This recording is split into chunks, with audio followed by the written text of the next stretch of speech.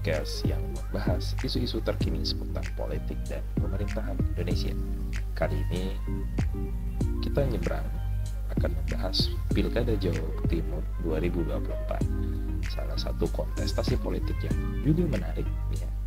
Siapa yang akan memiliki potensi kemenangan besar dan bagaimana hasil pilkada yang mempengaruhi pemerintahan Presiden Prabowo juga gitu ya terhadap pilkada atau pilihan gubernur di Jawa Timur 2024. Come on. Sebelum itu kita coba membahas terkait profil paslon gitu ya dan potensi dari kemenangannya gitu ya. Pertama dari pasangan Ibu Luluk Nur Hamidah dan Lukmanul Hakim yang berada di nomor urut 1. Pasangan ini merupakan figur alternatif yang didukung oleh kelompok progresif dan organisasi masyarakat berbasis kultural gitu ya.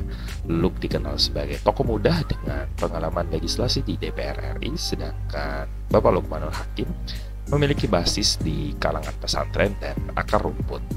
Potensinya ya reputasi bersih, visi inovatif, dan dapat menarik suara pemilih muda bisa menjadi kelebihan, akan tetapi menggalang dukungan yang signifikan dari golongan konservatif dan pemilih loyal pasangan lain, ini yang akan menjadi tantangannya gitu ya, dari Ibu Luluk dan Bapak Lukman. Lanjut ke Ibu Hovifah dengan Bapak Emil Dardak di nomor urut 2. Sebagai pasangan petahana, Hovifah membawa rekam jejak keberhasilan selama memimpin Jawa Timur, sementara Emil dikenal sebagai pemimpin muda yang inovatif. Jadi, Bapak Emil sama Ibu Hovifah ini adalah pasangan yang cukup saling melengkapi gitu ya, dan bisa dibilang ini juga menjadi lanjutan dari periode sebelumnya juga gitu ya, makanya dia sebagai petahana. Kelebihan dari jaringan politik yang kuat, basis pendukung Nahdlatul Ulama, NU, dan pengalaman eksekutif, ya ini menjadi kelebihan mereka gitu ya. Akan tetapi dengan munculnya kebosanan publik terhadap petahana, atau bisa jadi ini bisa menjadi serangan kampanye yang negatif gitu ya terhadap Ibu Hovifah dan Bapak Emil Dardak. Yang ketiga Ibu Tri Risma Maharini dan Kiai Haji Sahrul Ashar gitu ya, Gus Hans di pasangan nomor urut 3. Risma adalah figur populis dengan rekam jejak yang sukses gitu ya sebagai wali kota Surabaya, sedangkan Gus Hans memperkuat basis dukungan dari pesantren gitu ya. Popularitas Risma yang kuat dan daya tarik emosional bagi masyarakat urban bisa menjadi kelebihan dari pasangan ini. Akan tetapi dengan terbatasnya jaringan politik di luar Surabaya, kompetisi sengit dari pasangan petahana, jadi ini mungkin jadi tantangan juga gitu ya dari pasangan Tri Risma Harini dan Gus Hans. Dilihat dari faktor penentu kemenangan gitu ya di Jawa Timur ya ada 4 item gitu kalau dari analisis yang kita buat gitu ya. Pertama dari dukungan basis NU gitu ya. Nahdlatul Ulama sebagai organisasi keagamaan terbesar di Jawa Timur memiliki peran yang cukup strategis gitu ya bagi Ibu Hovifah yang sudah teruji dengan basis ini, kemungkinan besar mempertahankan dominasinya, tetapi paslon lain terutama Gus Hans bisa menarik suara dari kalangan ini gitu ya. Yang kedua, segmentasi pemilih muda gitu ya. Pasangan ini seperti Lukmanul dapat unggul di kalangan pemilih muda ya, terutama yang aktif di media sosial. Yang ketiga, kinerja pemerintah daerah sebelumnya gitu ya. Prestasi dan capaian nyata Hovifah selama menjabat menjadi aset besar yang sulit untuk ditandingi gitu ya di Jawa Timur gitu. Dan yang pasti ya isu strategis gitu ya, faktor ekonomi, lapangan kerja, keberlanjutan program pemerintah menjadi isu utama yang akan mungkin mempengaruhi keputusan pemilih gitu ya, dan bisa menjadi juga akan menjadi serangan bagi petahana sendiri gitu ya di kubu Hovifah dan Bapak Emil Dardak gitu ya.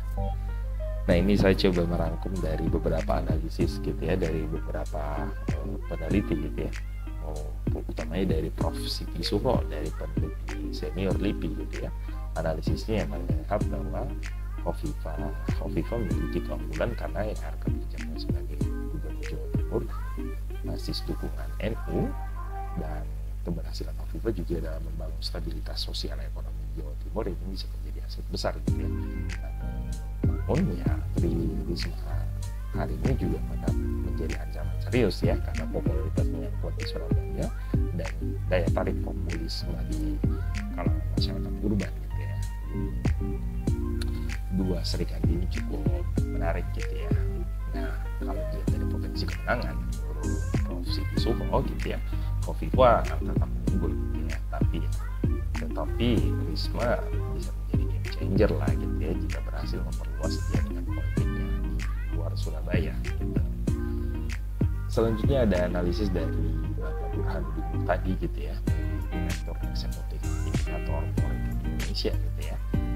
Burhanuddin menyoroti peran segmentasi pemilih muda dan pemilih progresif dalam pemilu Jawa Timur 2024 gitu ya. Menurutnya ya, pasangan dulu Nur Hamidah dan Lukman Hakim itu promosi yang menarik di segmen ini gitu ya. Meskipun tentang mereka adalah ya dukungan yang cukup di basis tradisional NU, sementara Khofifa ya tetap menjadi kandidat yang paling sulit dikalahkan karena kombinasi pengalaman dan dukungan struktural gitu ya. Dari Bapak Burhanuddin sih melihatnya kayak potensi kemenangannya Khofifa diproyeksikan berada di posisi teratas gitu ya, dengan dulu berpotensi membuat kejutan jika strategi kampanyenya dianggap efektif gitu ya. Nah, ini berbagai macam analisisnya ini udah banyak banget juga ya, coba kami rangkum gitu ya. Dan mungkin yang terakhir gitu ya dari Bapak Khairul Umam, analisis politik dari Universitas Paramadina melihatnya bahwa ya keberadaan Ganjar dan sebagai pasangan Khofifa yang dianggap simbol kepemimpinan muda dan inovatif, kombinasi ini membuat pasangan dari ini tetap menjadi unggulan gitu ya. Namun ya pasangan dari Risma dan Gus Hans ini memiliki peluang besar gitu ya untuk memanfaatkan popularitas secara personal dari Risma dan jaringan pesantren dari Gus Hans gitu. Ya sekali lagi potensi kemenangannya masih ada gitu ya, bahkan melihatnya bahwa Khofifa yang masih dominan gitu ya, tetapi Risma yang memiliki peluang besar jika berhasil mengkonsolidasi suara pemilih dari pemilih yang ada di kelompok milenial dan struktural.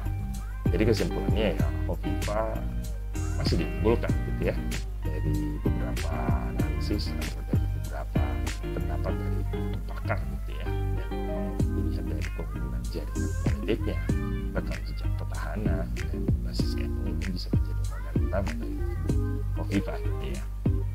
Tapi ya tidak menutup kemungkinan Ibu Tri Risma hari ini juga dengan Gus Hans dengan potensi kuat juga gitu ya di perkotaan dan daya tarik emosional yang cukup signifikan. Sekali lagi Ibu Luluk juga sangat potensial juga gitu ya dengan Lukmanul Hakim gitu.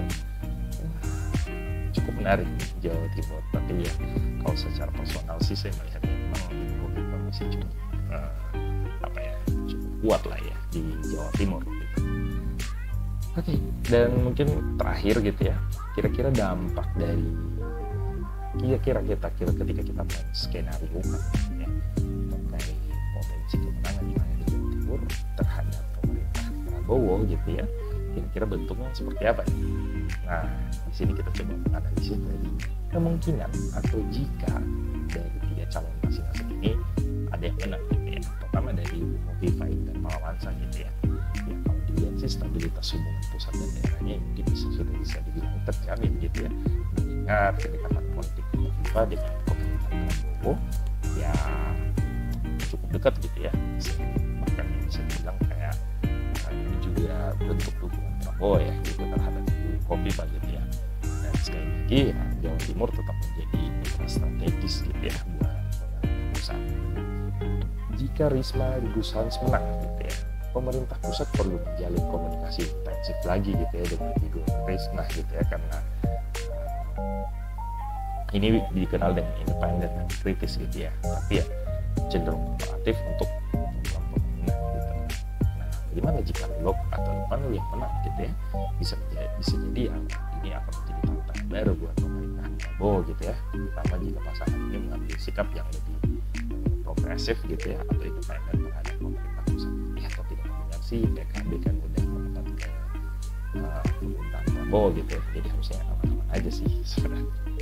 Oke, eh, dari sini sih sebenarnya cukup menarik ya untuk Jawa Timur gitu ya, atau terutama di daerah Jawa gitu ya, dari analisis model pemerintahan yang sudah kita rangkum dari beberapa episode yang kita lakukan sebelumnya gitu ya. Tapi ya yang akan menentukan di tanggal 27 November, selang beberapa hari kemudian gitu ya. Ya mungkin seperti itu teman-teman. Demikian mungkin analisa tentang Pilkada Jawa Timur gitu ya 2024. Siapa yang akan keluar sebagai pemenangnya? Tentunya hasilnya akan menjadi babak baru gitu ya dalam politik lokal dan nasional gitu ya. Dan ya kita tunggulah tanggal 27 November. Secara personal saya menjauhkan Ibu ya. Sampai jumpa di ngobrol pemerintahan selanjutnya. Bye.